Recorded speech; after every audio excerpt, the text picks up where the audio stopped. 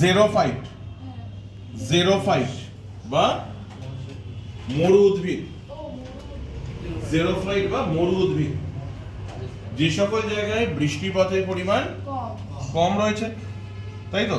তাহলে যে সকল জায়গায় বৃষ্টিপাতের পরিমাণ less than 25 centimetre, less than 25 centimetre, না সরি, যেখানে বৃষ্টিপাতের পরিমাণ মোটামুটি 25 থেকে 50 সেন্টিমিটার, 25 থেকে 50 সেন্টিমিটার রয়েছে, সেখানে দেখতে পাচ্ছি আমরা জেরোফাইট বা মরু উদ্ভিদ, কাঁটা জাতীয় উদ্ভিদ, ক্যাকটাস, বিভিন্ন ধরনের ক্যাকটাস উদ্ভিদ, ঠিক আছে, 25 থেকে 50 সেন্টিমিটার বৃষ্টিপাত হচ্ছে। তাহলে সেখানে কি বৃষ্টি খুব একটা বেশি হচ্ছে না?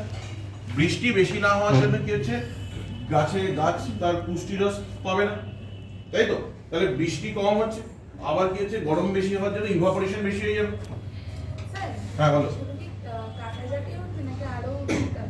যে উদ্ভিদ জন্মায় তাদের সবারই কাটা হয়ে থাকে, ঠিক আছে?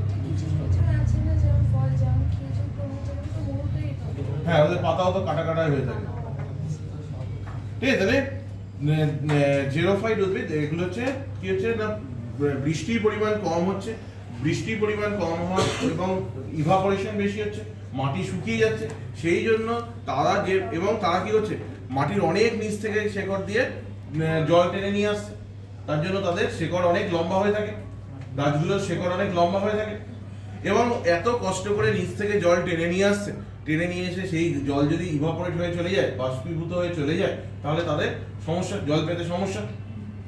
তার জন্য কি হচ্ছে, গাছের পাতাগুলো আস্তে আস্তে কাঁটায় পরিণত হয়ে যাচ্ছে, যাতে ইভাপোরেশনটা কম হয়, গাছের পাতাগুলো আস্তে আস্তে কাঁটায় পরিণত হচ্ছে, ঠিক আছে? তাহলে জেরোফাইট বা মরু উদ্ভিদ আমাদের রাজস্থানের পূর্ব দিকে, রাজস্থানের পশ্চিম দিকে কিন্তু, ঠিক আছে? রাজস্থানের পাশে হচ্ছে আরাবল্লী পাহাড়, এ পাশে রয়েছে আরাবল্লী পাহাড়,